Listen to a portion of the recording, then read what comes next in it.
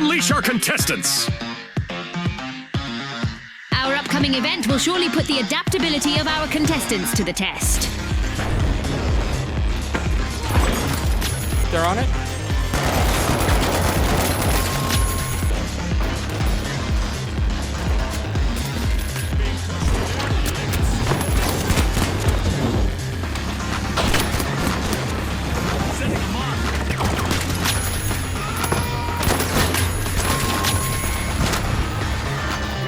I'm him, bro. What can I say? If I could use one word to describe the finals, it would be chaos. And if I could use two, it would be shit happens. I can't see or hear anything, and I'm very scared. Let's start with the thing this game is recognized for. Destructible walls. We just started.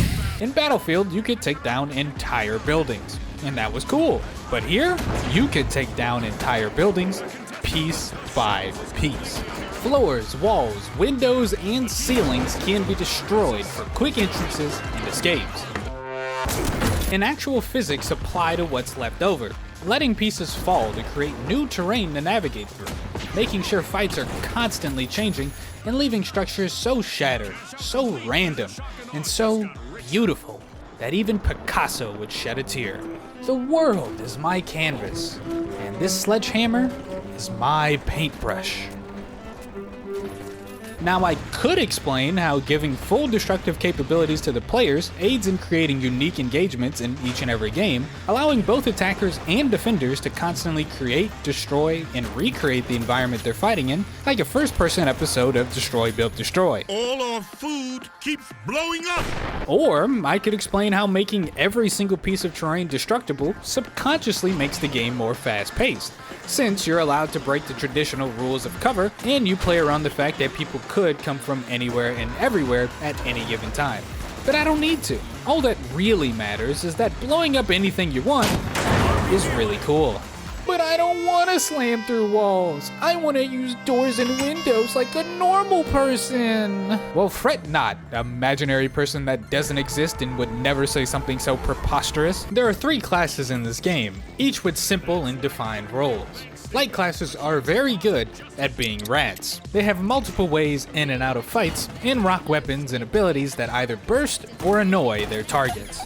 Medium classes are the jack of all trades. They use guns that are solid at all ranges, and have abilities that each help in a bunch of different parts of the game. Some help with traversal, some help with getting in objectives, some help with keeping people out of objectives, some help with disruption, and some help with keeping your team alive.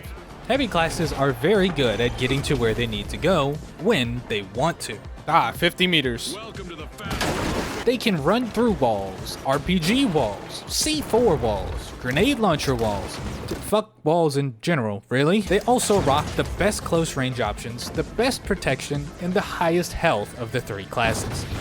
A lot of newer games adopt this syndrome philosophy, also known as when everyone's super, everyone will be. And this one is no different. Light classes have all the maneuverability in the world, but have the lowest health and get destroyed if they are ever caught without a way out. Medium classes have all the utility in the world, but they can only pick 4 options, and they have to choose either being great at one thing or just good at everything. And heavy classes have all the disruption in the world, but the least mobility. The other 2 classes can run circles around them, and they are the most susceptible to poking, prodding, and getting focused first. All 3 classes are broken, but all of them have obvious and exploitable weaknesses, which ironically leads to one of the most balanced 3-class spreads that I can think of in recent games. But what are you gonna use these broken classes for? Well, this game has 3 very different game modes. One where you collect money from other contestants and deposit them at constantly moving banks, one where you defend a vault from getting stolen from everyone else, and the new 5v5 game mode where you take control of a car and ride it as far as you can into the enemy base. These modes are as simple as the kill confirms, the king of the hills, and the payloads that we're all well aware of. No, we're not doing this again. But each of these game modes were tweaked in small ways to give each role a presence and to facilitate interactions between abilities, players, and teams. Sure, Kill Confirm would work, but light classes grappling around and staying on rooftops with snipers would be a bit broken. But by making you have to deposit your kills into constantly moving banks, medium classes can set up quick and efficient defenses to protect cases and their teammates, and heavy classes can dominate when you inevitably have to get close to them to cash in. Sure, King of the Hill would work, but a team of all medium classes creating impenetrable defenses would be a bit broken. But by splitting the teams into 3 and only giving points to the team who holds it at the very end, it still gives an opportunity for light classes to rotate early or find opportunities to get in with all the chaos. And it allows for the more combat-centric medium and heavy classes to find time to kill as well. And sure, a payload full of heavy classes would be pretty hard to kill, but by having the payload constantly moving above rooftops and through the air, it makes sure teams utilize the mobility and long-range options of both the light and medium classes. Yes, light classes are still the strongest in Bank It, medium classes run the world in Quick Cash, and heavy holding a shield on a payload is a bit hard to beat. But all 3 classes find their use, and more importantly, all 3 classes find their fun. And after that, there's not much more to say. You can play aggressive, play tactical, or play like an asshole.